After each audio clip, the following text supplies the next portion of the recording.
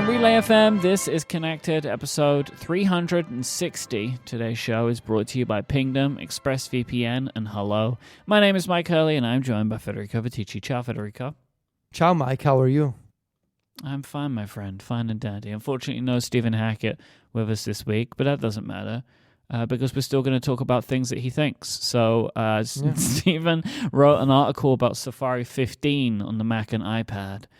Because I think as a primary Mac user, Stephen was upset that people were just saying, hey, Safari 15's all good now. No problem. But there are still some things which could be considered lingering with Safari on both iPad and the Mac. And I'm sure you will probably, as an iPad user, feel some of these issues potentially. So a couple of the things I wanted to pull out from Stephen's article. Oh, by the way, yes, we're still talking about Safari. Yes, Stephen doesn't like Stephen doesn't like color in tabs. He turned that off. I wanted to know what you thought of that. I turned it off. I thought it was cool. Oh, did you? Yeah, I thought it was cool initially, and then I didn't think that anymore.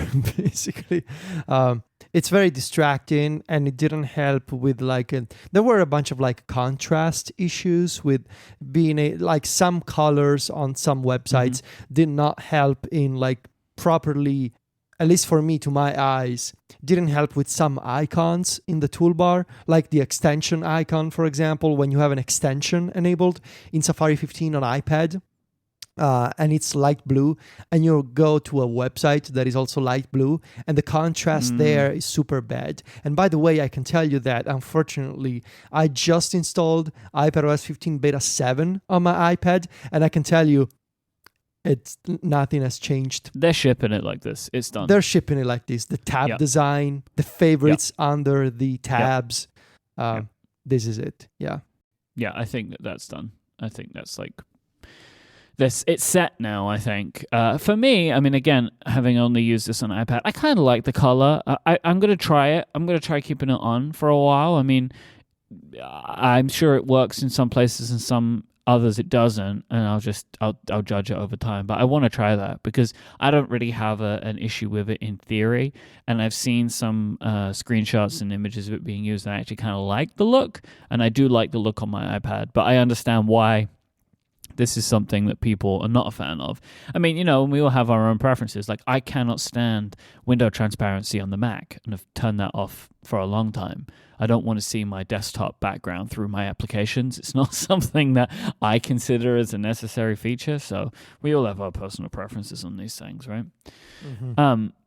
Stephen also really doesn't like the tab placement. So the way that it is on older versions of Safari, it goes URL bar, bookmarks bar, if you have that enabled, and then tabs.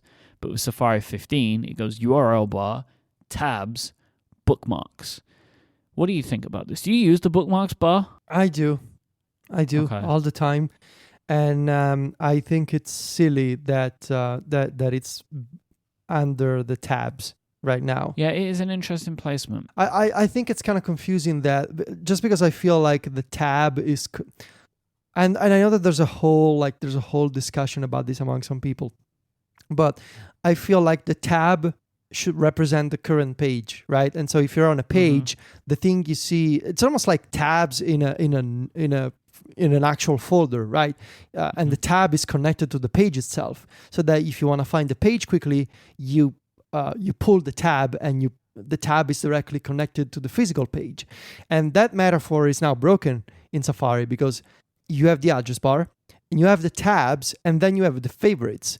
And it doesn't really make any sense to have the favorites above the page. What makes more sense, in my opinion, is to have the tab directly above the page, because I see that connection right between the tab and the page that with this design, that's missing. And I mean, there have been bigger problems with Safari, right? And this is one of the minor ones, I think, at this point, but I'm still not used to it. And I don't understand, and that's the thing. I don't understand why it needs to be this way. I don't understand why the favorites bar cannot be under the address bar as before. It just feels like changing an existing design for change's sake, not for an actual motivation that makes sense, reasonably speaking. It just, oh yeah, this feels new. Let's move it over there. I don't know why. I don't think I'm too concerned with it, but I understand what people do. I mean, it is kind of funny that they went from one extreme to the other, though, right? Where it's like the tab and the URL bar completely intertwined. It's one, you can't avoid it. And now it's like tab and URL bar, they'd never heard of each other. I don't know. Do you think we're probably set completely now? I mean, I know we just said it, but like final word on it, do you think this is going to be it? Yeah, I feel like at this point the design is pretty much set, considering that it looks the same on iPad and Beta 7 looks the same on iPhone. I think this is what we're getting. I think they were waiting for Beta 6 for the major change, which was sort of reverting the design on iPhone. But now I think this is what we will see in the final product. So, which is probably only like 3 or 4 weeks away at most. At most. I mean, I would love 4 weeks, but honestly, I feel like it's going to be September 15th. So until just then, I'd completely forgotten about the fact that you were writing an iOS review. Yeah, me too. We've been focused on other stuff, right? Which we'll touch on a little bit later on. You know, Club Mac Stories. That's like, in my mind, that's what Federico's been up to. And I had completely forgotten that you should also, and have also been writing your massive article for the year at the same time. Yeah, which when I think about it, it's I had to put on pause that story for like the past 2 weeks, and now it's coming back to bite me because now it's looking like I have 20 days at most to be ready with everything, and while I am in the final like 2.5 chapters of the review, there's still a long way to go in terms of editing and images and art. So it's going to be a long process for me going forward. Yeah. I'm surprised how good spirits you're in. Well, what else am I supposed to be? Like, I know, but last year you were not in good spirits. I mean, you had a lot going on, but also just in general about work. So I'm just surprised that it's a testament to your work ethic, Federico.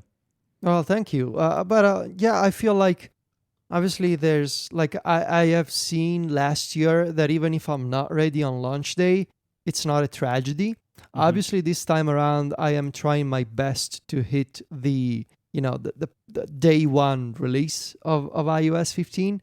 I also know that if that will not happen, it's not like I can get sick working on the review. You know, I don't want to die because the story needs to be posted on day one. So I'm trying my best, but I also have other things going on. There's like another side of the business to take care of now.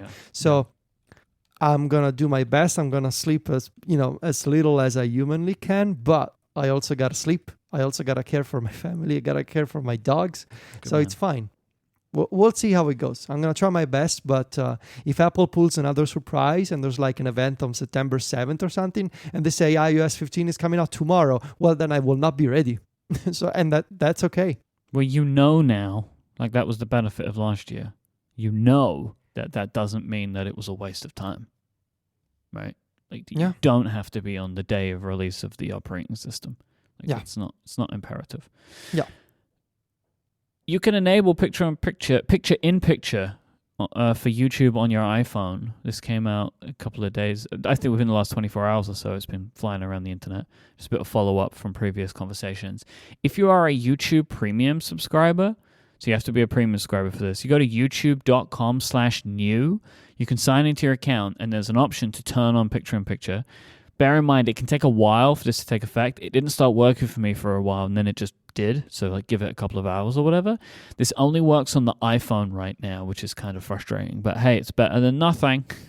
So I set this up on my iPhone yesterday, and I mean, it works. It's very nice. You can start watching a video, and then you go back and you go back to the home screen, and it starts picture in picture. It's kind of what I've always wanted, right? To be able to do this. It's slightly annoying that due to how picture in picture works on iOS, you do not get any YouTube specific controls or UI in there, right? It's the standard like picture in picture design for all kinds of videos. It doesn't have, like, for example, it doesn't have a thumbs up control in the picture in picture view. because Google cannot do that, because picture in picture can only show you like the video and basic playback controls, and that's it. So we'll see how much I use it, but I think based on, like, since I enabled the option yesterday, I've already used it a bunch. So I'm very glad that I have the option. I really hope it doesn't go away. I think they're going to keep it, but it's probably just going to be a bit of a pain when the way that they're going to roll it out. Because they've said that they're doing it, right, just in general. But this is at least a way to get it going. Mm-hmm. Yeah. Speaking of getting things going, stjude.org/relay. We've been raising money and we'll continue to raise money from now all the way through to the end of September for the wonderful people at St. Jude. This is our third consecutive year where we are supporting the life-saving mission of St. Jude's Children's Research Hospital. Their mission is very simple: finding cures and saving children. St. Jude is leading the way the world understands, treats, and defeats childhood cancer and other life-threatening diseases, but they can't do it without the help of people like you. Because of our generous listeners who are wonderful donors, people like you and many others make sure that no family receives a bill from St. Jude for their treatment, for travel, or for food, because all the family should have to worry about is helping their child live. For context, the average cost to treat one child with acute lymphoblastic leukemia, which is the most common form of childhood cancer, is $203,074. So it's really expensive stuff. And to make this possible, so that St. Jude can offer this treatment, about 80% of the funds necessary to sustain and grow St. Jude must be raised every year from generous donors like you. This September, you can join Relay FM's efforts to raise the funds and awareness needed to treat and defeat childhood cancer. You can donate today at stjude.org/relay. And if you donate $100 or more, you can claim an exclusive Relay FM Stickers of Thanks pack. Let's cure childhood cancer together. So far, the campaign is, we're a week in, and we have raised $35,000, which is absolutely incredible. Oh, nice. Thank you so much to everybody that's donated, but we know there are more of you out there who are able to donate, so please do go to stjude.org/relay. We'll continue to talk about this now and throughout September. iCloud Plus custom email domains. This is one of the things we spoke about last week that seemed like it was not going to be making its way into the release version of iOS 15. The beta for this just showed up, and you've set it up, right? I set it up last night. Okay. On a personal domain that I've had forever. Like, I don't know when I bought it, and I figured, you know what, I have a few minutes, of free time right now. This is what I do in my free time, right? I play around with DNS records and email addresses. Yeah, it's exciting, really exciting. Party. I could be playing with my Nintendo or something, and do something, No, let's take a look at MX and TXT and CNAME records. But yeah, so I set it up. You got to go to this new section of the beta iCloud website. So you go to beta.icloud.com because it's a beta feature. And in the account settings, there's a new section for custom domains. I did this on my iPhone because now you can use the iCloud.com website on mobile. It didn't used to be like that years ago. Now it works. And yeah, you set it up, you follow the instructions, you verify your custom domain by receiving an email message. And that's really the first most important step that you gotta keep in mind. Apple is letting you do this only if you have an existing email address at the custom domain, right? So for example, if your custom domain is myke.com and you want to use the email address me@myke.com, that address needs to exist already. That's what Apple is saying in the instructions. So first you get a message at that email address and you verify that you are the owner of that email address. And then you follow the steps for the DNS records. You wait a while and the DNS records propagate. You click continue and iCloud says it's all done. Now you can start using your custom email address in iCloud Mail. And it took me about 30 minutes to figure this out because my host, my domain provider, had like a weird DNS settings section. But then I was good to go, and Apple said, "Yeah, you're set up. You can now use your custom email address." And I could use it from the web right away. I just went to iCloud Mail on the beta iCloud website, and it displayed like this prompt saying, do you want to pick a different default email address? And it allowed me to choose from my main sort of Apple ID email address, my alias, and the new custom email address. And that was cool. But then I figured, okay, I guess that this will also exist on iOS and iPadOS. But yesterday, as of beta 6, now I don't know if there's actually, let me look. Maybe it's in beta 7, right? Maybe it's in beta 7. Maybe there's a proper I'm settings. a little bit confused by something that you said, though. Why do you need to have an existing email service to make this work? Do you know? I don't know, but the page says, actually I cannot read you the thing, but it says you need to have an existing email address, the existing email address that you're trying to configure. Okay. I don't know why. I also thought that was weird, honestly. That is strange. Yeah, it says add existing email addresses. Add all of the email addresses that you currently use with this domain. You'll be asked to verify this during setup. You can create new email addresses after you've finished setting up your domain. So yeah, it wants them to exist for some reason. But anyway, so I figured, okay, now I can use my iPhone and iPad and I can find those like that custom email address somewhere in settings, right? And I couldn't. It wasn't showing up anywhere. And so the way that this works is this morning I woke up and I opened Mail, and the custom email address was now part of the sort of, you know how when you set up an alias for an iCloud Mail address, the alias shows up in the from field when you're sending a message, and the custom email address, it showed up like that after a few hours, basically. I just opened Mail and I clicked on from, and now the custom email address was an option. Oh, okay. Yeah. So it looks like an alias, but it's not an alias. It's a custom email address for your domain. Yeah. This is interesting. I don't know why anyone would do this. Yeah, me neither. It's kind of my feeling on it. Like, honestly, I don't know why I did it. I mean, you did it for science, right? For science. But like, I don't know why someone would do this. Like, the iCloud email address service is not very good. I can tell you that I immediately got in my inbox a message about win an iPhone 12. That was obviously a spam message, and it ended up in my inbox. Spam detection is very bad with iCloud email. Take this from someone whose primary personal email address is an iCloud email address. Your boy has spam. And I mean, like, look, you can train their system, but it's not very advanced. Like, Google does a lot better, and many others do a lot better. That's a very polite way to put it. It's not very advanced. It's not very advanced. You just tell things to go to spam. And then also, I have to check my spam folder quite frequently because it also works in the reverse for me. That I get many emails that are not spam, but they get sent to spam. Hey-ho. Yeah. In fact, when I tested the custom email address, I emailed myself, right? I emailed myself from my new fancy iCloud address to my Mac Stories one. And both of those messages ended up in spam because Google thought that my new iCloud powered email address was a spammer. It's like, hey, and vice versa. It's me, myself. I'm sending myself messages, but nope, you're spam. This episode is brought to you by Pingdom from SolarWinds. While you've been listening to this show, how would you know if your website had gone down? What if your customers couldn't click the buy button or fill out a trial form?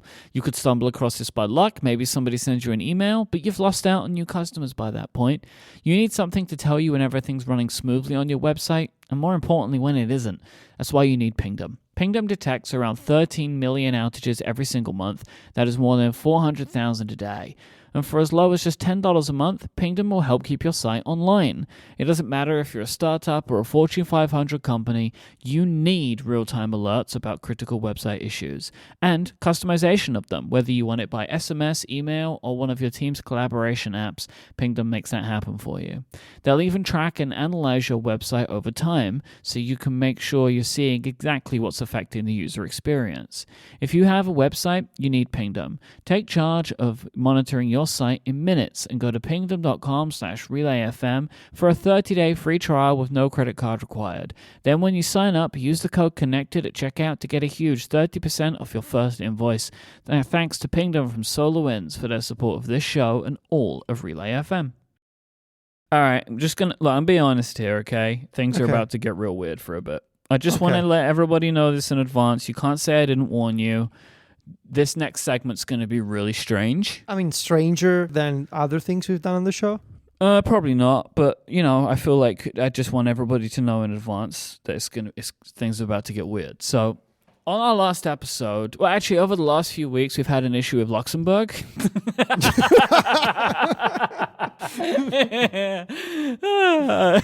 The Luxembourg Incident. Yes, I remember that. The Luxembourg Incident, as it will forever be known as in the lore of the show. It's a diplomatic situation we have going on. Yeah, the Luxembourg Incident, which ended up leading to a situation where we put out a call on our last episode to try and find listeners which we would be considered to be from the rarest places.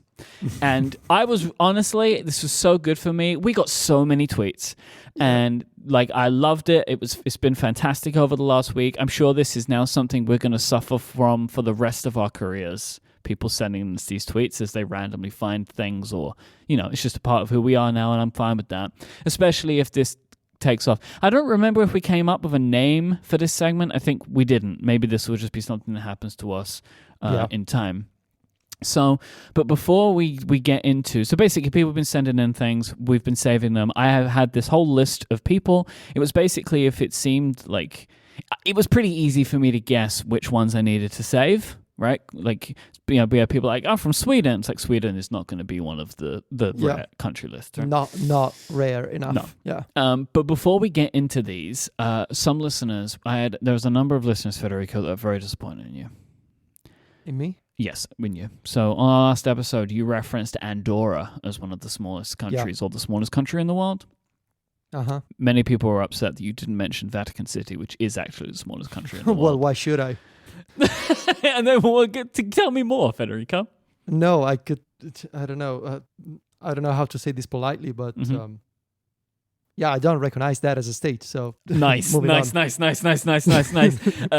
can. What was your iCloud email if people want to get in contact with you? They can just go straight to that one, huh? All it's just right. a district of Rome, It's fine. Yeah. Sure. I don't know anything about this. Don't look at me. No idea. All right. So I've taken a collection of people's tweets. So we have listeners' names and where they're from. And what I decided to do was, the way that I wanted to try and judge this was to take a recent episode in our hosting provider and search through the database that they have and use that as a way to judge how many people potentially listen to this show from that location as a way to judge the rarity of that person. That's the way I decided to go with this. Does that make sense? Okay. So somebody says, hey, I'm from country A. And then I would take the stats, look through, find country A, see how many people listened, and use this as a barometer of two things. One, how rare that person is, and then also just roughly how many people we have listening from a certain location.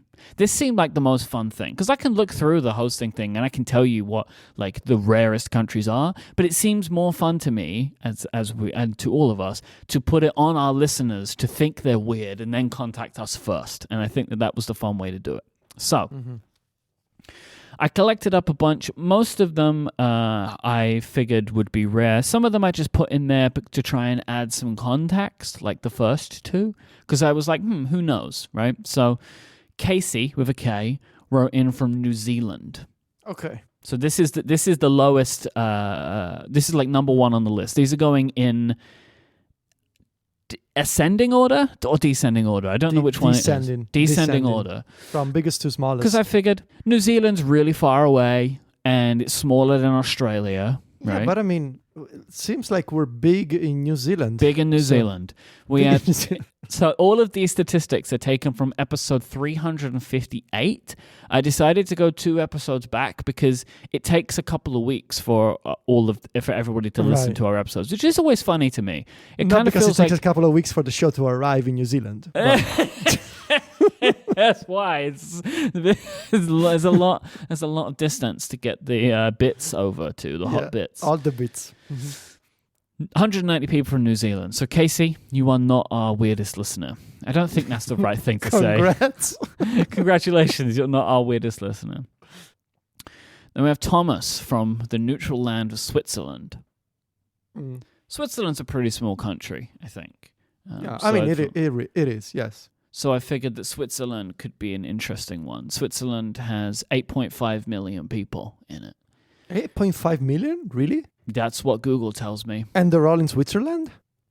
You're asking me if the What are population they of doing Switzerland there? are all in Switzerland? Is that what you're asking me? I mean, I'm not really sure how to answer that question. No, they're located all over the place. Now, it's 2019 population of Switzerland is 8.5 million. Okay. 157 people from Switzerland listened to that episode. So, Mm. Thomas, you are not our weirdest listener. I need to stop saying that, Congratulations. but I don't know what else to call it. Congratulations, most unique, Thomas. most passionate. No, you're not the weirdest. That totally All right, works. great, cool. All right, Gabriel from Brazil. Now, bear with me on this one. All right. Okay. Brazil, absolutely massive, right? One of Yes. the largest countries in the world. 211 million people live in Brazil, Mm-hmm. right? But I thought, far away, predominantly Spanish and Brazilian. Do they speak They speak Spanish? Portuguese. Portuguese? I'm so sorry, everybody. I apologize significantly for my error there. Look, let's be fair. Along with Federico's thing, we're going to make a lot of errors here about countries. All right, we're trying our best. But so I figured it's not a predominantly English language, and that was one of my other things as well. Like, if I thought it would be interesting to include countries where English is not the predominant spoken language as well, because I thought that would be a barrier of entry for our show, because we do speak mostly English on this show. 121 people Okay. from Brazil. So Okay. Well, we are a disappointment then, because Brazil is so big, so many people, that only 121 listen from Brazil. What are maybe we we doing? need a Portuguese language version of this show. We need the Portuguese vertical of Mm-hmm. Connected. Yeah. I'm going to take a very quick diversion now. Let me read the name of this next one, and then I can make the point that I want to make. So we have Andre No, from but the wait, Czech. hold on. go on. Gabriel, you're not a weirdest. Gabriel, you are listener. not our weirdest listener. We apologize. Andre from the Czech Republic. Now, Okay. I looked this one up on Google, and as I'm doing here, I'm checking all of the populations as we go. That was not a thing that I did in advance, and I should have. 10.6 million people live in the Czech Republic. Okay. But as I bring it up, it says Czechia, right? Which I think is now the name of the Czech Republic. So Andrzej told me they were from the Czech Republic, but it's Czechia, I think it's pronounced. But this has brought me to a thing that is a frustration to me. It's something that is one of my pet peeves. A thing that I think the world should change, but I don't know how we would change it now. Every country pronounces the name of their country in their native language, and it's written down as such, right? So yes. what is the name yes. of your country, Federico? Italia, Exactly. And what do I call it? Italy? I don't think that's fair. Yeah. Well, Sylvia and I have had these conversations about city names, right? Because, for example, and I think it's a very American-centric thing to do. Like in Italy, we don't say, I don't know, Nuova York for New York. We say New York, Mm-hmm. right? But no, actually no, because we do change London to Londra. So Yeah. I think this isn't an American. This is a global No. thing, because everybody does it, it's right? a global thing. Every Yeah, it's a country global has thing. their own name for every other country, and I think that this is bananas. I Yeah, don't know you're why right. we do that. There should be like a universal language that everybody speaks. Well, I don't even think you need that. Like, I think it could be, one, that, yeah, it would be interesting if that such a thing was to exist. But I think it's possible to do this, right? Because you can even just do a phonetic spelling in the places do where that. we don't use the same characters, right? So, like, people, when I mentioned, so how would you do this for Japan and Russia or whatever? Well, it's like, well, the way that you would do it is you would just take the phonetic spelling of those words, and then that would be it, right? Because I think Japan, it's Nippon, right? Would be Yes. the way that you would say it. Which, by the way, sounds nothing like Japan, right? Anyway, right? So this is just one of my little pet peeves. It's like maybe Esperanto, the universal language, was not such a bad idea after all. Are you familiar with Esperanto? A Myke? little bit. I didn't know it was intended. I knew it was a language that's spoken in some parts of the world, but I didn't know it was intended to be a universal language. The whole idea of Esperanto was to make it like the universal language that sort of takes on some, if I remember this correctly, because I've done the research like a couple of years ago, when I wanted to really study Esperanto in Duolingo, I did some research, and I'm pretty sure that it was like this experiment to come up with a universal language that takes on some traits of the, what are they called, Indo-European languages, and some of the there's a name for them, like German-based languages, but there's a proper noun. It's like English is also like a German-based language. Germanic, yeah, probably. And anyway, it was like an experiment that was attempted, I don't know when, obviously didn't take off. But you can still study and speak Esperanto, I believe. For example, I can tell you that Michael was right, would be Mikaelo pravis. Oh, that's nice. Mikaelo pravis in Esperanto. So, Mikaelo, you can go on with the show if you want. 48 people from the Czech Republic. So, Andre, you are not our weirdest listener. Next up, we have Firas from Saudi Arabia. Okay. 33 people from Saudi Arabia. So, Firas, you are not our weirdest listener. Raka from Slovenia. 30 people from Slovenia. Big in Slovenia. Okay. Right? It's just interesting to me, some of these numbers, especially when next up is Argentina. Now, we were big in Brazil. Could we be big in Argentina? Yeah. 28 people from Argentina, from Facundo in Argentina. What are we doing? Some of these things are interesting to me. Why do we have more listeners in Slovenia than we do in Argentina? Why? Well, it must be something that we said that resonated with the Slovenian audience. That's true.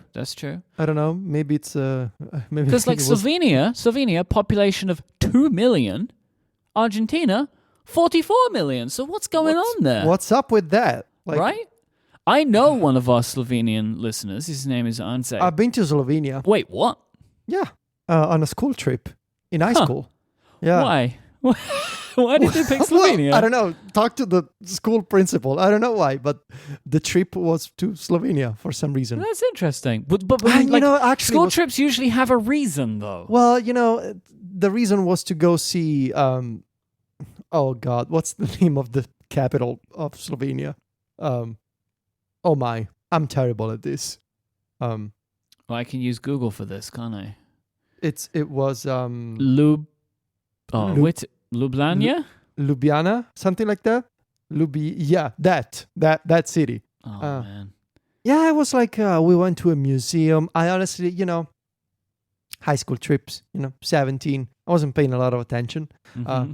I do remember that it got pretty tragic at some point because we were because we were on the school bus. We were like on the highway somewhere in Slovenia, and at some point the bus stops, and we're all wondering like what's going on. Is there an accident ahead?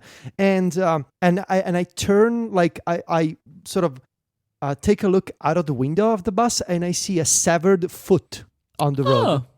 Yeah, and that was pretty tragic, honestly. And like everybody was staring at the foot, and there was a pretty bad accident up ahead. And so Federico, as far as accidents go, that's going to be a bad one. Yeah, right? It was a bad one. Bad accident. You were right. It was a bad one. There was an ambulance and everything, and everybody. It was kind of. You would hope so. Yeah, and we stayed for like 2 hours on the bus. And the foot was there, and then eventually the police came and covered the foot with a blanket. So yeah, Slovenia. drive safely if you can. Facundo from Argentina. You are not our weirdest listener. I think Federico is now. Mood from Oman. 23 people from Oman. Okay. So Mood is not our weirdest listener. Yeah. Nguyen from Vietnam. Also 23 people from Vietnam. So Nguyen, you are not our weirdest listener. Yeah.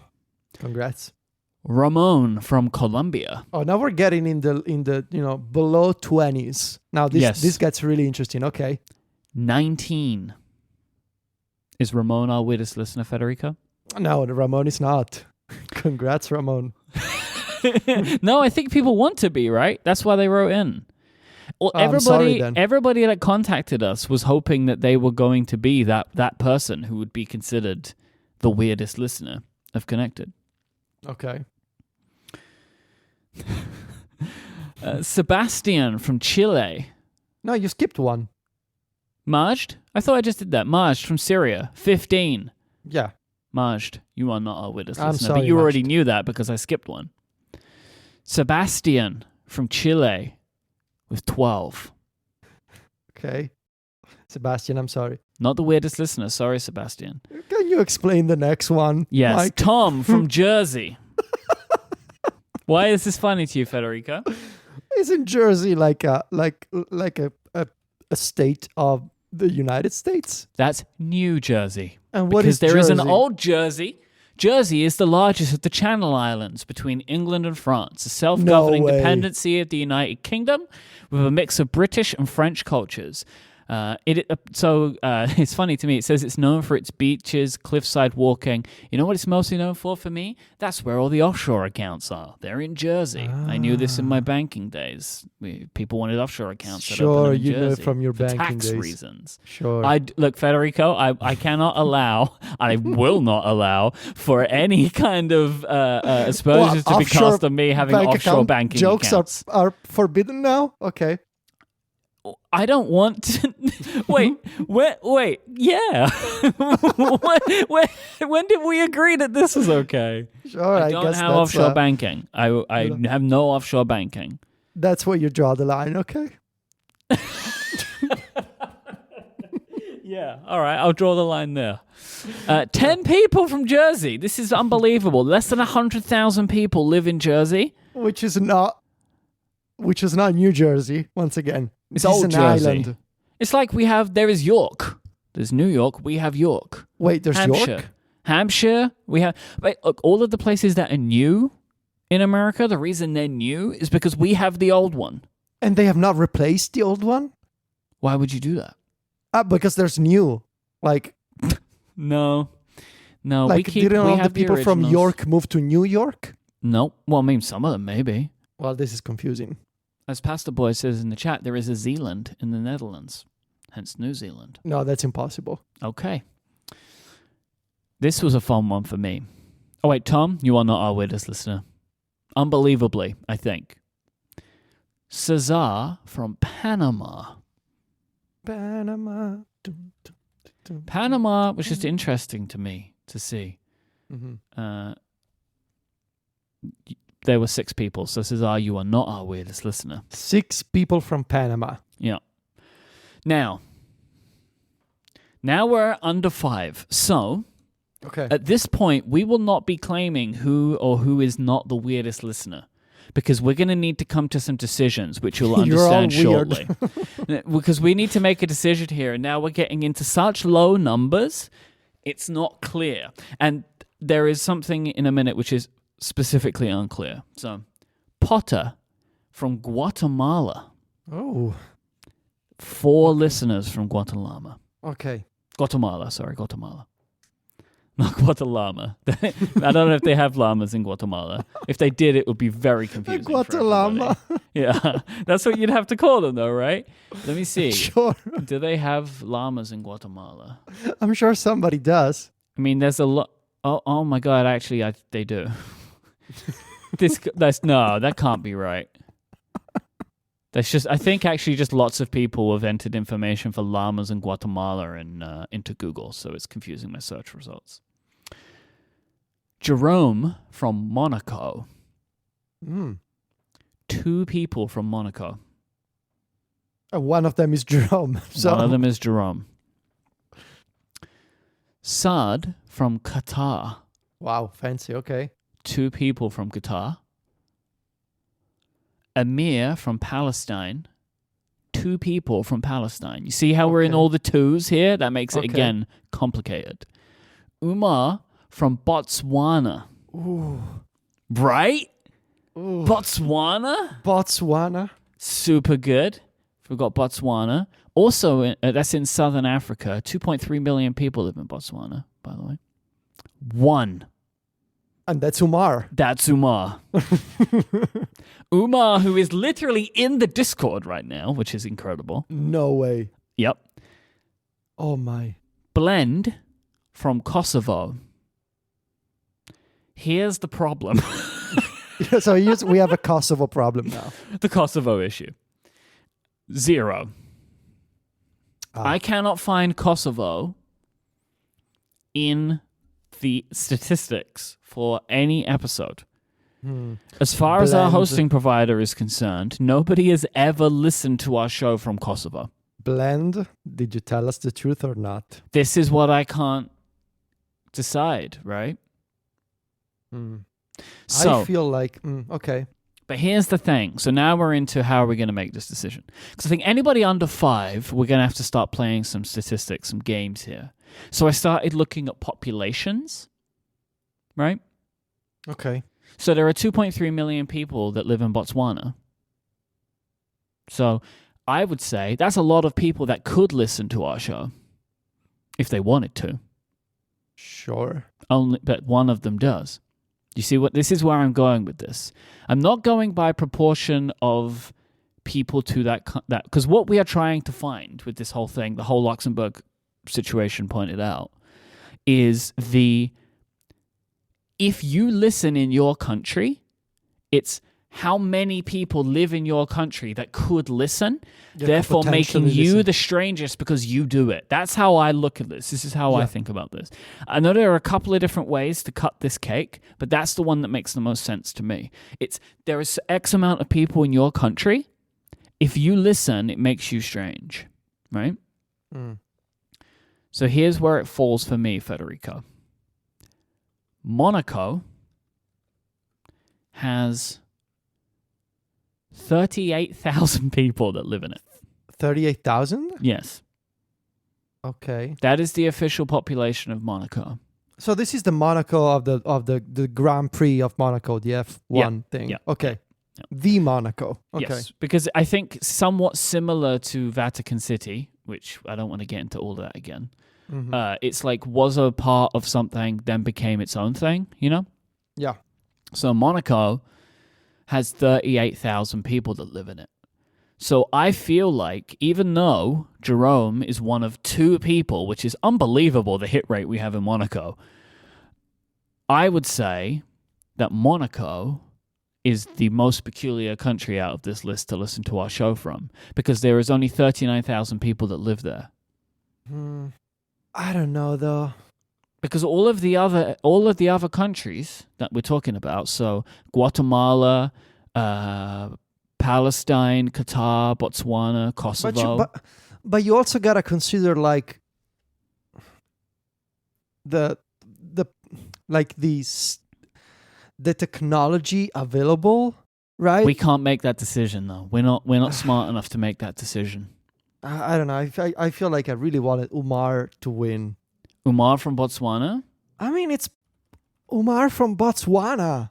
You know, like, sure, like Jerome from Monaco. I mean, sure, Monaco is like a very small country. But I don't know. It's not like when you think of Monaco, it's not weird, right? You see Monaco in the news pretty frequently, right? Like, how frequently do you have any idea of what's going on in our Western society, of what's going on in Botswana? Fair. You know? So I would look, again, we're making the rules here. Right? There's no official process. I'm considering Umar. You know how I can slice this, Federico? You know how this one works for me? As far as we're aware, Umar is literally the only person in their country that listens to our show. Omar is the only person in their country located in Southern Africa. Omar also happens to be live right now in the Discord. Like, what are the chances of this happening when you think about it? And here's another thing I'll tell you. So all of these under 5 today, I've spent some time in Photoshop mocking up the connected artwork that we'll use for the rest of this episode in honor of whoever the weirdest listener is. The Botswana flag looks great with our brand. It looks really good because it's just stripes, so it makes sense. It's blue, white, and black. I think it has to be Botswana. So we're going to go with Umar from Botswana being our weirdest listener. Umar, you are our weirdest listener of Connected from Botswana. So congrats. It's you. So now for the rest of this episode, we're going to be flying the Botswanan flag as part of our artwork. Congratulations, Umar. You have brought home this honor for your country. I would just let you know, though, Umar, you are currently our weirdest listener. Yes. This is not a lifetime honor. It's not a lifetime achievement. This could change for any set of circumstances. Oh my God. But Umar, you're the weirdest fish. Oh my. Yes. I would have taken us this long to realize that. Like, Link, every time I was saying weirdest, I'm like, this rings a bell for me, and I'm not sure why. Umar, you are our weirdest fish. Yeah. Congratulations, Umar. It's you. It's always been you. It's always been you. It's always been you, Umar. It's always been you. Honestly, the only case in which I would assign a lifetime achievement for a weird listener from somewhere would be an off-planet situation, like an astronaut that's fair. Listening from the space station. Oh, no, wouldn't that be great, though? Imagine that. Like, or someone of these new fancy, like, private flights, you know? It doesn't have to be a NASA astronaut listening to Connected. I want visual proof of that, though. Yeah, me too. Absolutely. If that ever happens, and I mean, Stranger Things have, no. Have Stranger Things happened? No, that would be the strangest. I can tell you categorically, nothing stranger has happened than somebody listening to our show from space. Yeah. But I mean, it could happen. Hey, I'm convinced that at some point in our careers, it will happen, but it's just about when. Right. I think so too. This episode is brought to you by ExpressVPN. A few decades ago, it was so easy to be a private person. The internet has changed that. Everything you've browsed, searched for, watched, tweeted, this data can all be crawled through, collected, aggregated, and this information can be used without your permission. It can be sold for advertising. People buy and sell this data. There are hundreds of data brokers out there. This is what they do. They don't have to tell you who they're selling it to. They don't have to get your consent. This is data that's available. Having your life exposed for others to take advantage of, this is something that you wouldn't have had to worry about in the past. But to keep your data private online, to keep our data private online, we can turn to ExpressVPN. One of the pieces of information that people have is your IP address. This can be used to uniquely identify you and your location, and is very frequently used to sell geo-targeted ads to you or to track you around online.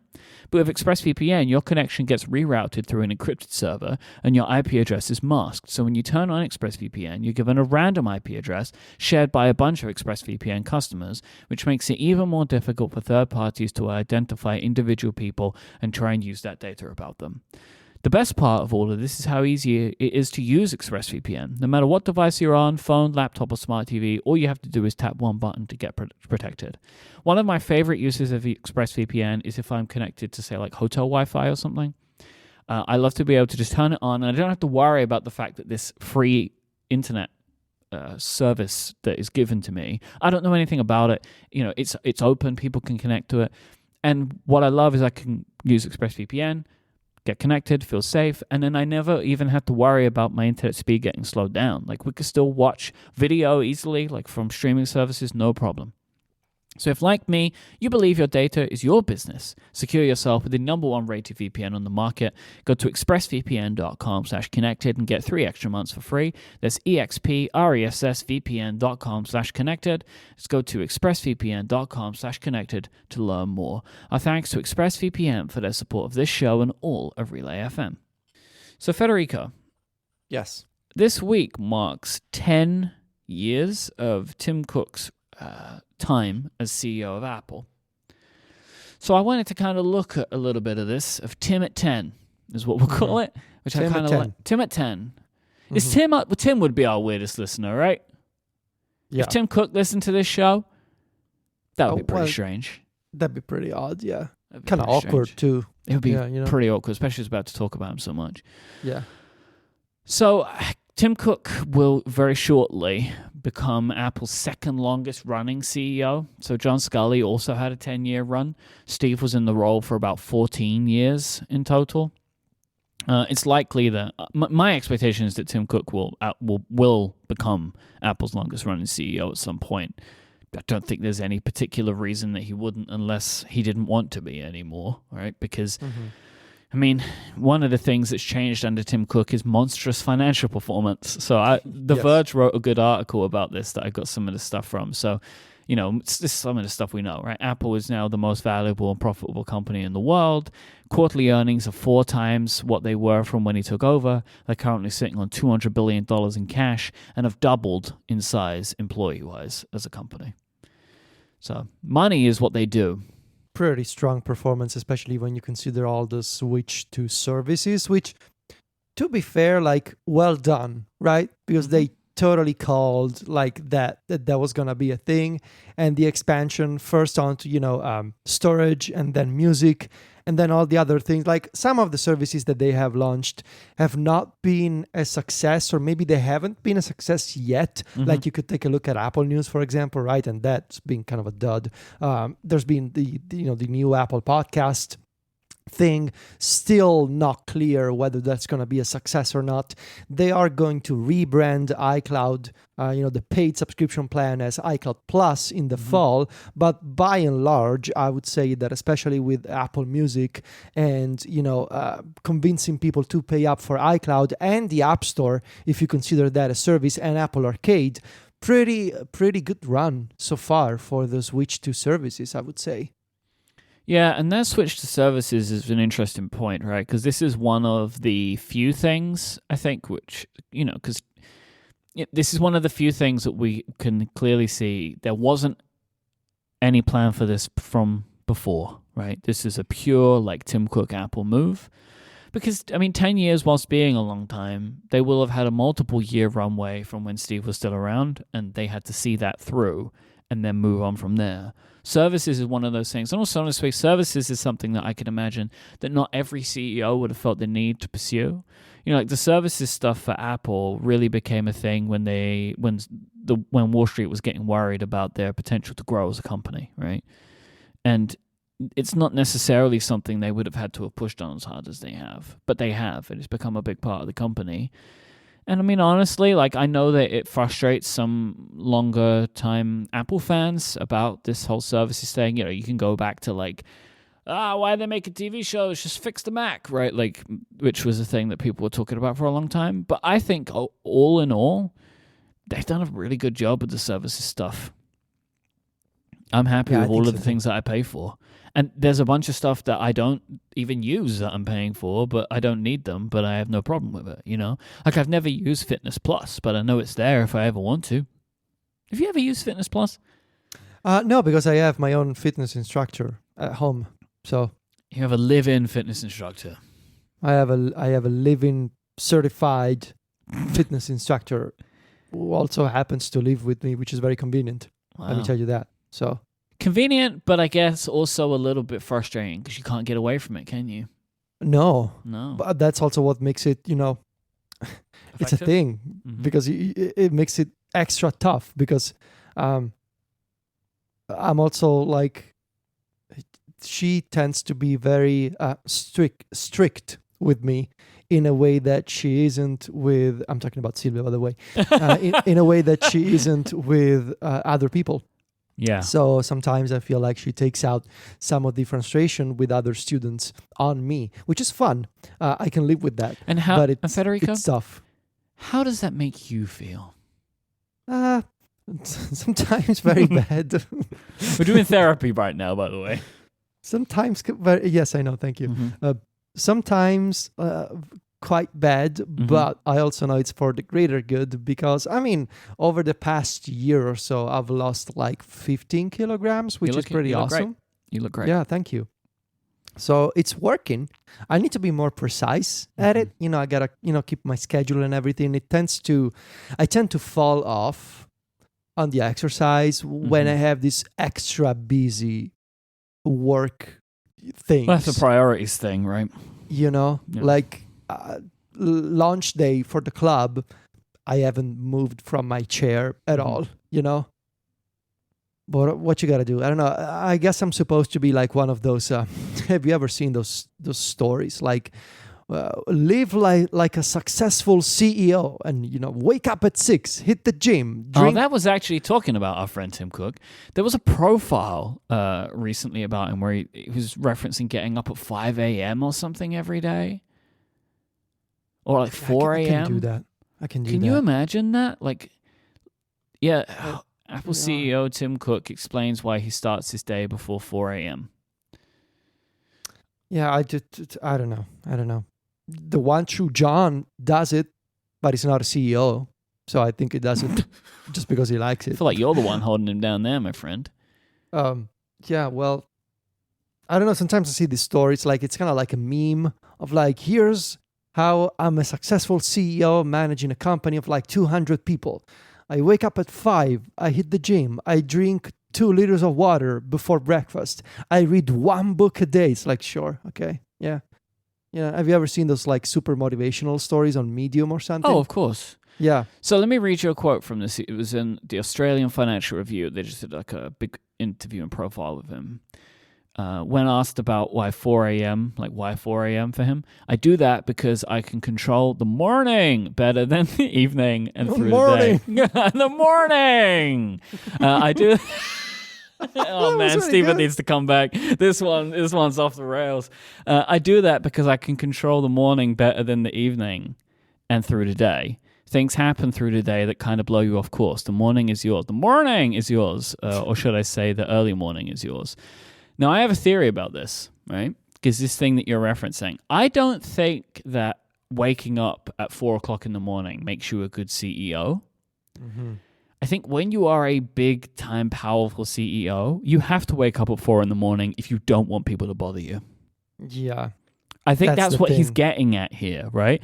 Look, and I said this before, and while we're talking about Tim Cook, I genuinely believe Tim Cook is one of the most powerful people on the planet.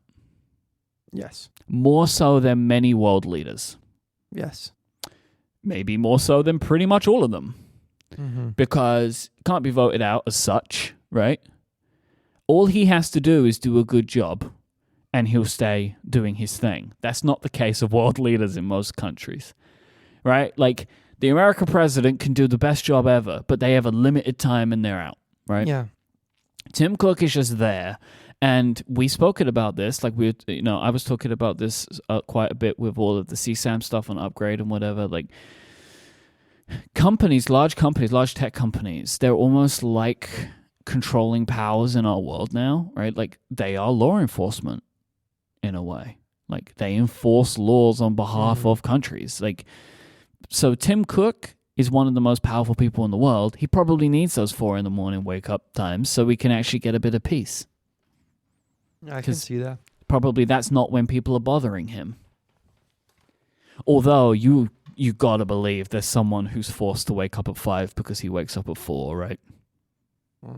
Right, like someone who works for him, like they wake up that early because he wakes up that early. For that's sure. just the way it's gonna go. But that's just what it's like to, I guess, be like the executive assistant of one of the most powerful people on the planet. I think that Tim Cook gets a lot of criticism, or like people just in general think that, I don't like him because of this thing for the company. You know, like I don't like this thing that Apple's doing. It's Tim Cook's fault, you know? And I understand why you can say that because he's the CEO, right? But I don't necessarily think it's as simple as that a lot of the time. I think we had this conversation a long time ago about Eddie Q, right? That like we were saying that we think that Eddie Q gets a bit of a bad rap, that people think that he's for some reason not good at his job. I don't really know exactly why. But he obviously clearly is. And there was that whole thing in the Steve Jobs book about him, right? About like how good of a deal maker he is. Yeah. And like that is actually his job anyway now, right? Like his deal maker. So, you know, that's fine. But anyway, how do you feel about Tim Cook in general as CEO of Apple? Do you have any particular feeling on it? Well, I think he was able to step out of Steve's shadow. Honestly, that was like the biggest issue in the first couple of years, I think.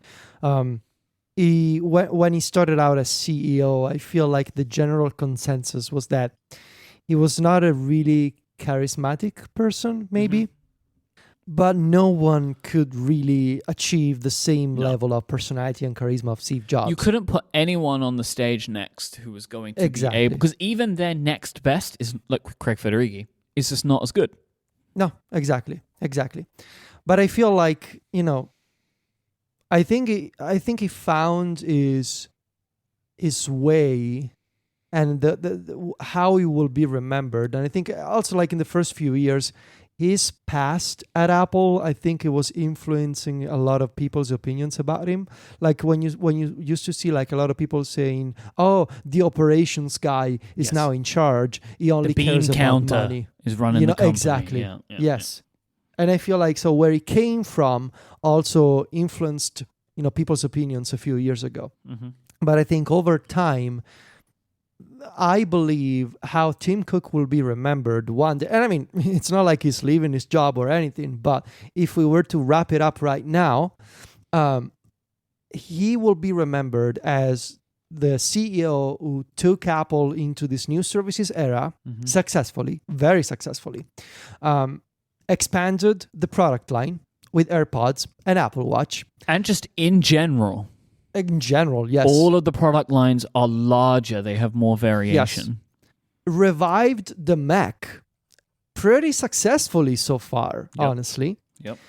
And took Apple in a series of new directions when it comes to privacy and when it comes to being a more socially responsible, you know, company. You know, caring for the environment, social initiatives with schools, with young developers, you know, helping out certain districts, for example, certain neighborhoods, being just a more socially aware and responsible company.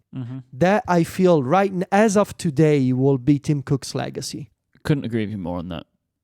Right, like the products that have been under his tenure, you know, kind of like Apple Watch probably. I think that was what people were saying was like the first non-Steve product, right? Then you say like Apple Silicon, maybe the iPad Pro to a sense, AirPods, right? And then the services. AirPods for sure. That's where we are now. And like, you know, whilst there, none of these, and then, you know, the next stuff is AR and VR, right? AR is very clearly something that he cares about greatly. And I'm intrigued to see what that materializes into, like seriously for them. Because look, the thing that people will say and the thing that people continue to say about him is that he hasn't had his hit, right? No Mac, no iPhone, no iPad. There's AirPods. You're probably right, actually. But I mean, it's easy to maybe discount them because it's a small thing. It's an accessory. It's an accessory. It's not a platform. But AirPods are a huge hit. But maybe it will be AR and VR.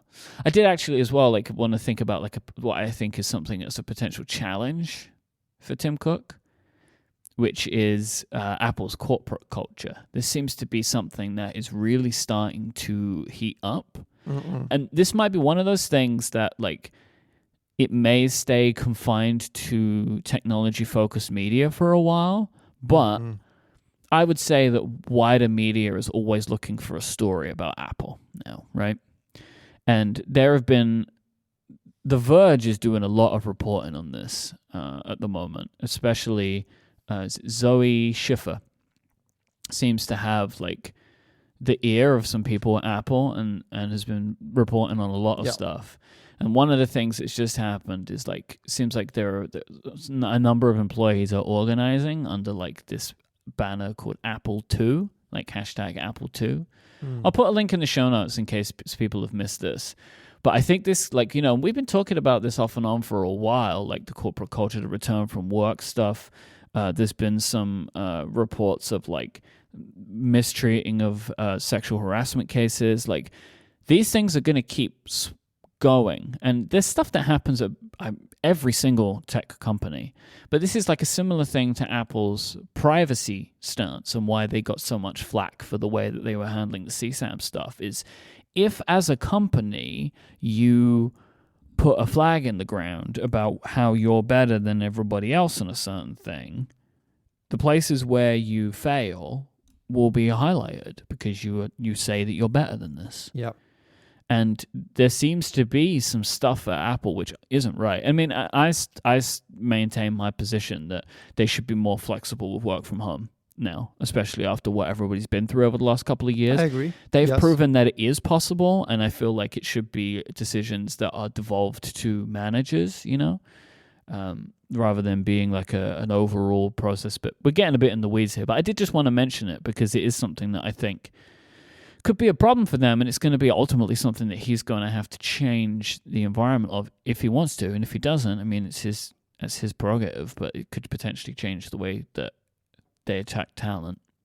But that was a bit of a tangent. Nevertheless, I personally am a big fan of Tim Cook. I think I love Apple. We all do, right? And I think that he has taken a bunch of steps to make the company continue to be interesting to us, good and bad, and has definitely secured its future into the long term. Like, I was thinking about this recently, about if, you know, one of the things that people say, and this is actually maybe again another mark, is the China issue with Apple, right? Mm-hmm. That they're very linked to China, and that is something else to watch out for the next 10 years, is to if or how Tim Cook starts to undo any of that. So I was wondering, like, if they had to pull out of China and couldn't make a product, how long could they last on their cash reserve if they couldn't sell products? Like, I worked it out, like, it would be multiple years that they could last for. Yes. Which is incredible as a thought for a company of their size. They have so much cash in the bank. They could last for a long time paying all of their people and not sell a product. Yeah, I mean, realistically, they're never going away, right? Seems like that. Yeah, so. Happy birthday, Tim Cook, I guess is the thing. 10 years is quite incredible, though. It's gone by fast. It doesn't feel like it, right? No. This episode is brought to you by Hello. Hello make incredibly comfortable buckwheat pillows. I don't know if you've ever tried a buckwheat pillow before, but it is very different from a regular fluffy pillow. They support your head, your neck, you know, so it doesn't collapse under the weight of your head like a traditional pillow would. And they also stay super cool and dry compared to other like feather or foam pillows. Buckwheat breathes better.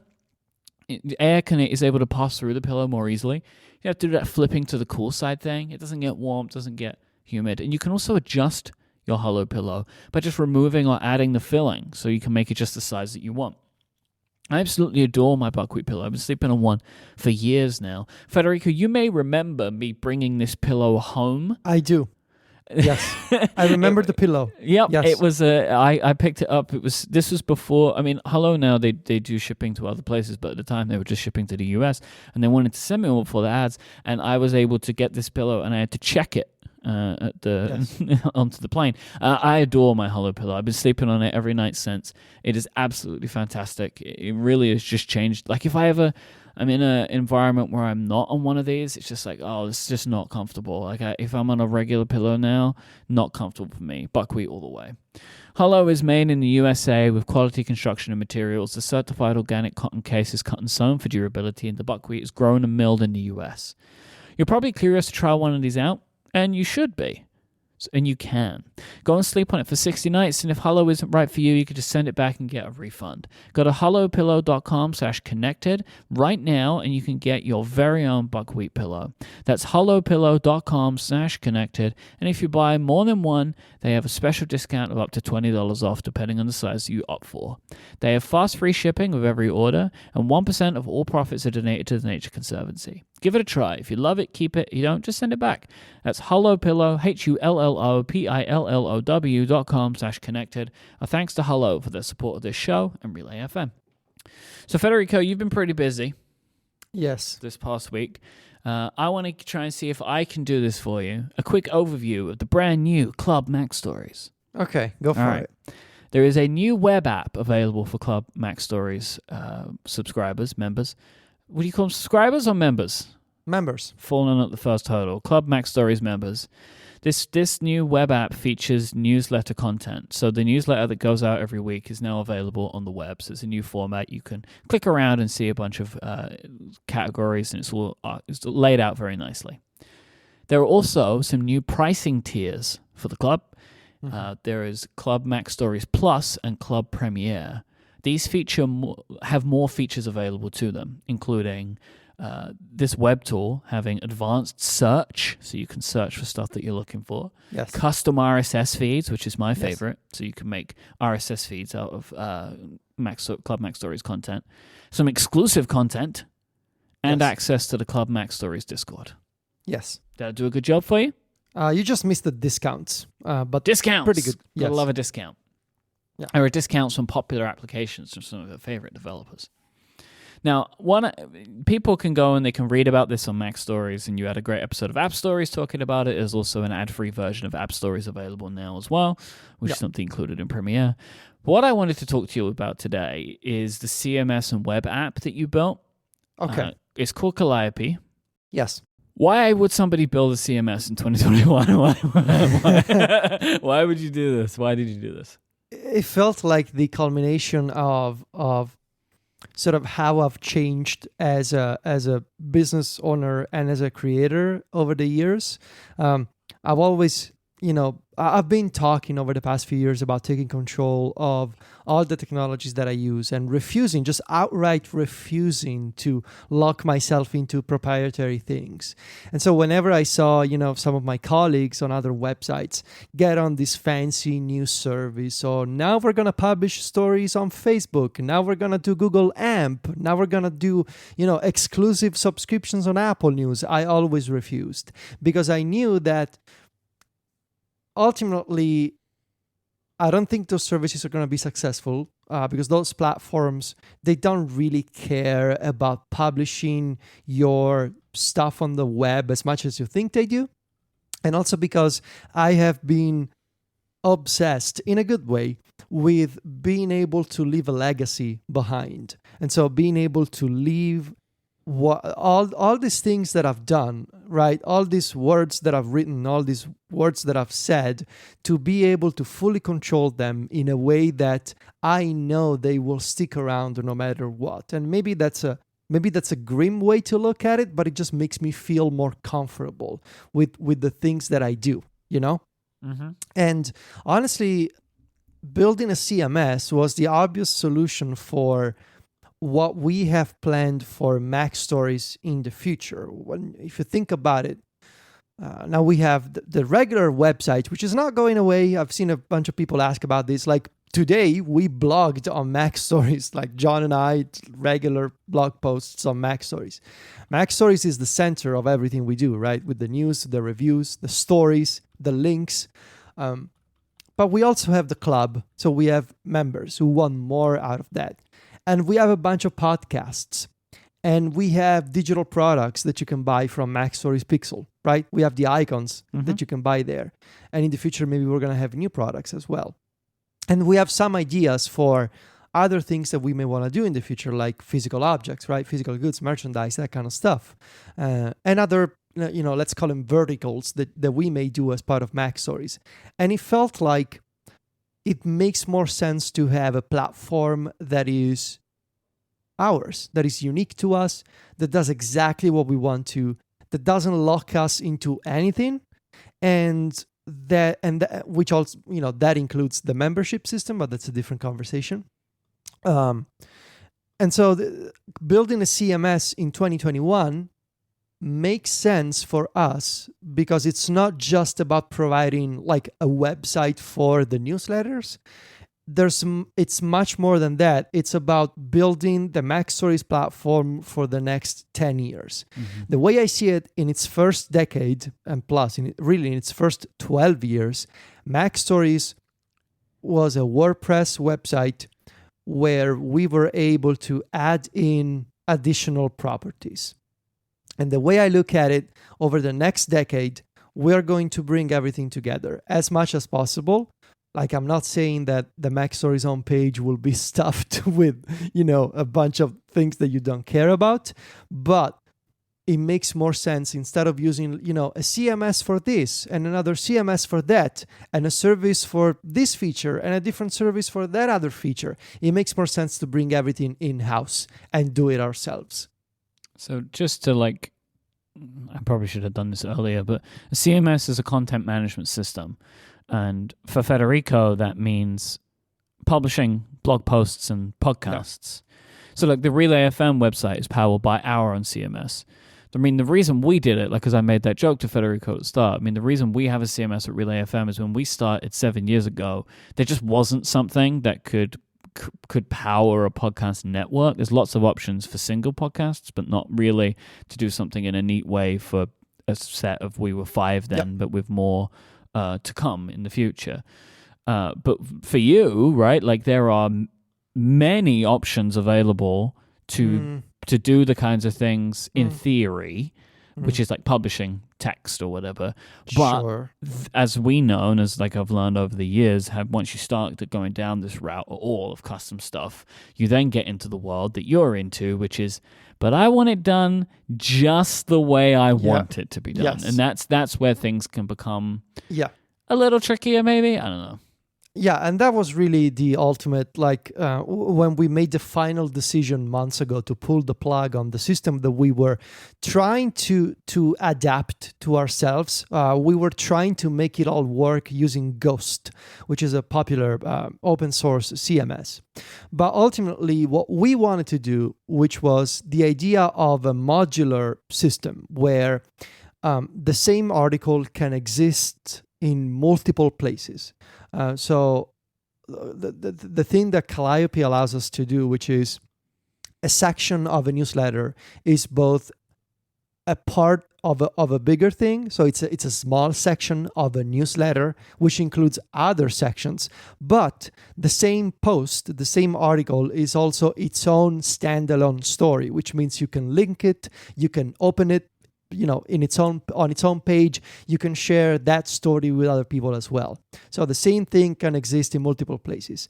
And if you were, and when you add in the ability to, for the same story to be presented differently depending on the kind of reader you are. Mm-hmm. So one of the things that Calliope allows us to do is, if you are reading this article and you are, a regular member, you see this content. If you are a Plus or Premier member, you see this extra content in the same story, right? So it's imagine if an article had a bunch of conditional blocks, like in Shortcuts, right? And those blocks decided what the content should be. That's what Calliope allows us to do. And you can see how going forward, I could do things over the next few weeks even, where, for example, I could say, I'm sharing my home screen in Mac Stories Weekly. Now that I have Calliope, now that we have a new website, I can share the link to my home screen article, right? But usually I prefer to put the image, the screenshot of my home screen at the top of the story. However, that poses a problem, because if you are a free user, which means you are not a Club Mac Stories member, you just click the link on Twitter, and you land on the story, you see the screenshot and the first paragraph. And then you don't see the rest of the article, but maybe you just want to see the image. And you're like, yeah, I see the image for free. That's fine. I don't need to sign up to read the rest of the explanation. But what I can do now is, well, if you are a free user and you think you're smart because you clicked the link on Twitter, I'm going to show you a blurred image. If you are signed in at the top of the story, you're going to see my actual home screen. And that's the kind of thing that I can do now, which is in the same story without too many complications. I can say, depending on the kind of user you are, this is what you see.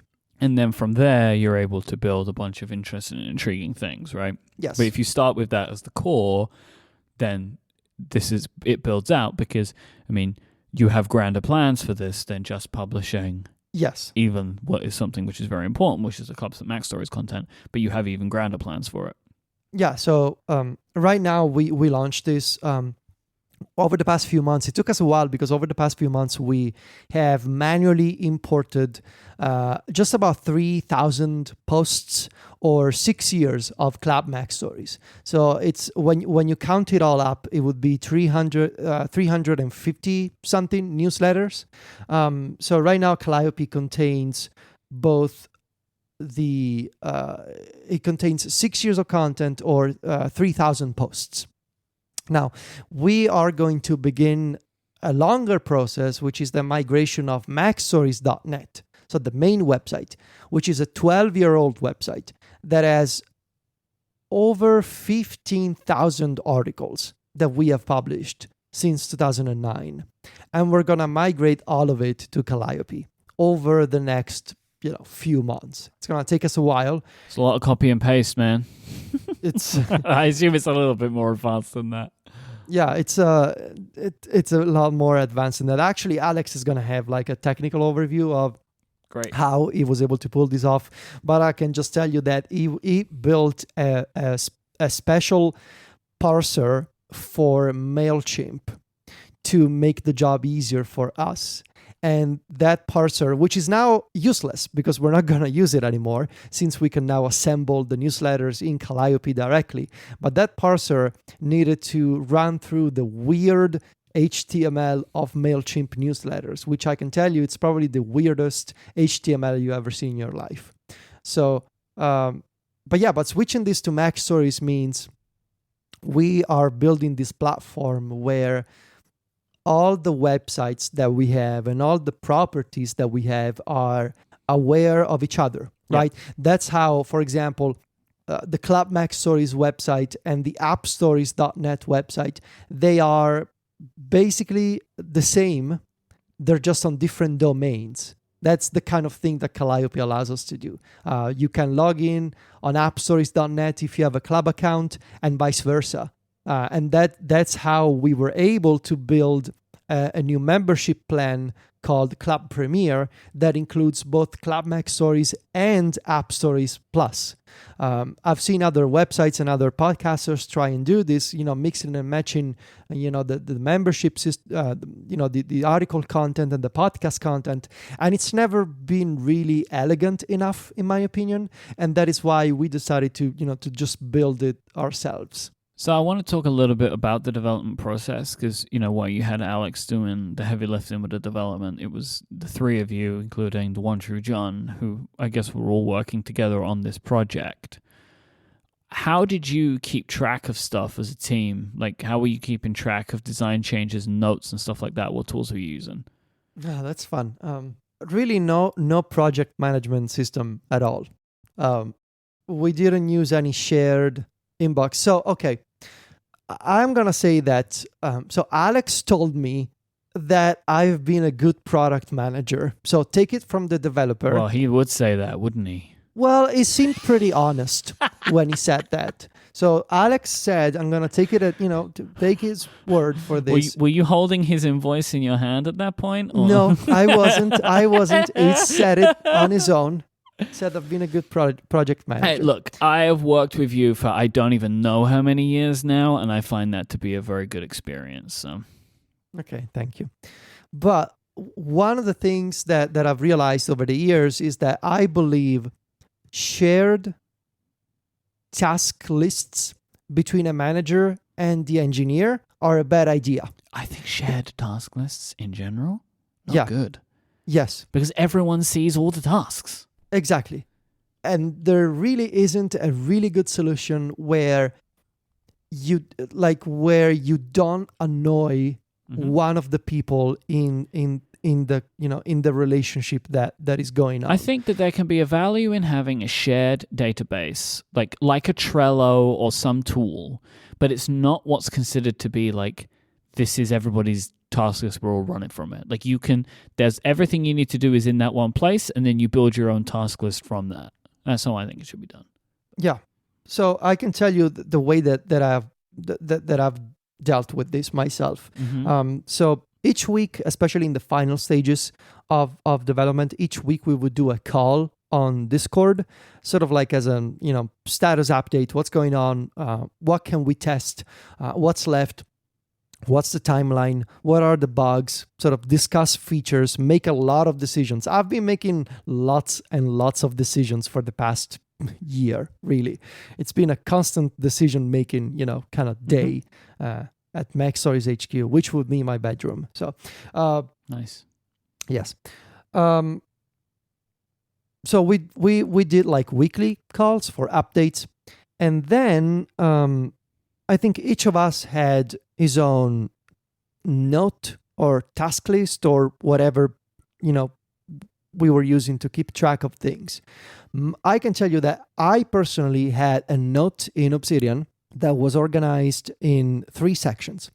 So I had check progress with Alex, new things for Alex, and Sylvia design. So in the Sylvia design section, I would drop in things that were, that Sylvia needed to design. The way that Sylvia likes to work is she doesn't like me using shared reminders or anything like that. Like she sits down and she says, okay, what do I need to work on today, right now? And we just do that on a day-to-day basis. Right. And so I kept a list of the things that she needed to design for us. In the check progress with Alex section of the note, I would have a long list, hundreds of lines of text, of things that we needed to double check. All kinds of things, like, is this button working? Is this color just right? What's this animation like? Like all kinds of things. Some of them were grouped by feature, some of them were not.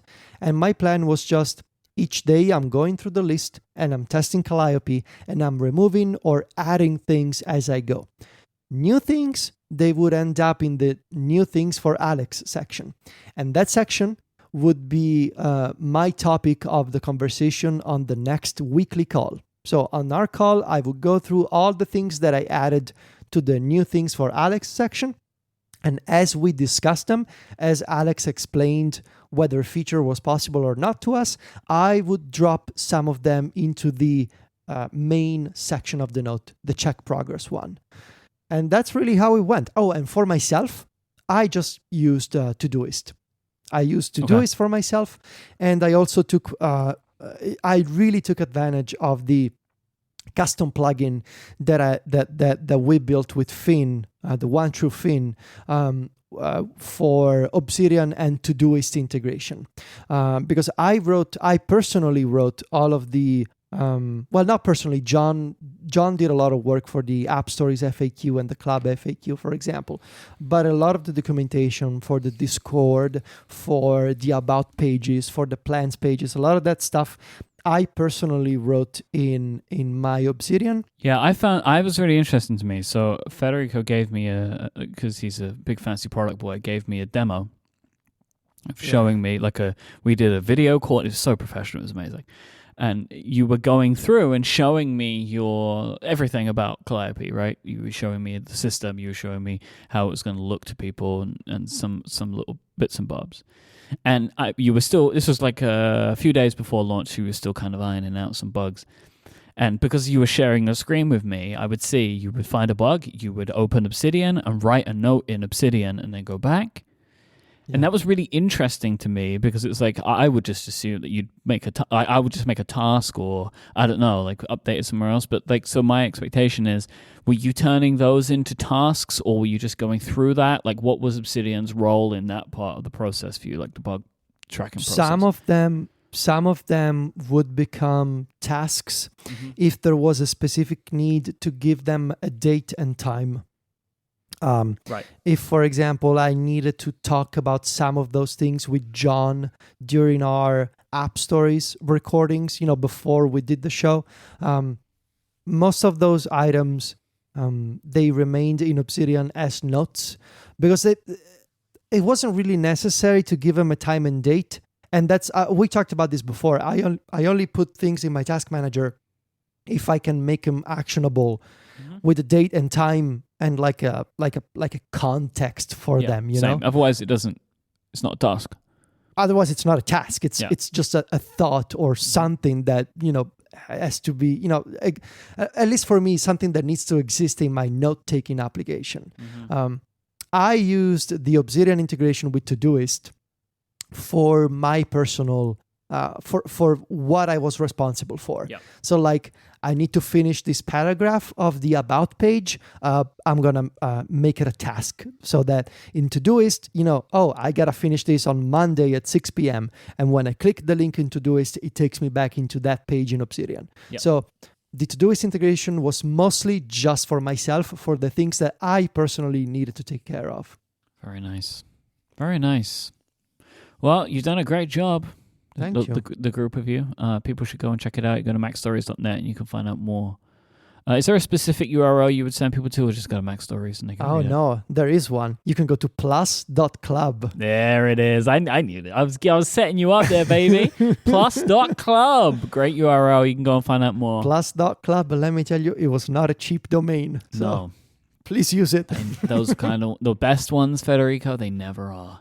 I know. I would like to remind all of our listeners, please go to stjude.org/relay and give what you can to support the work of St. Jude Children's Research Hospital. Thank you so much for those of you that will. And thank you to our sponsors of this week, Pingdom, ExpressVPN, and Hello. Thank you to everybody who is a member of Connected and sign up for Connected Pro. If you want longer ad-free versions, go to getconnectedpro.co and you can sign up there. If you want to find Federico online, go to macstories.net and he is at Fetici. Stephen is at ISMH and he's at 512pixels.net, and I am at iMyke, IMYKE. I make paper products. Go to cortexmerch.com and you can check those out if you want to. Federico, I have a question for you. Oh, okay. How are you going to celebrate the success you've had with we are going out for a really good, hopefully, seafood dinner in a few minutes. I knew that, which is why I'm wrapping up the show, because Federico's got that celebration dinner, baby. You can't hold him back from that. Thank you for listening to this somewhat peculiar episode of Connected. Congratulations to our weirdest fish, Umar. Congrats, Umar. I hope that you've enjoyed your country's flag as our show artwork for this week. We'll be back next time. Until then, say goodbye, Federico. Arrivederci.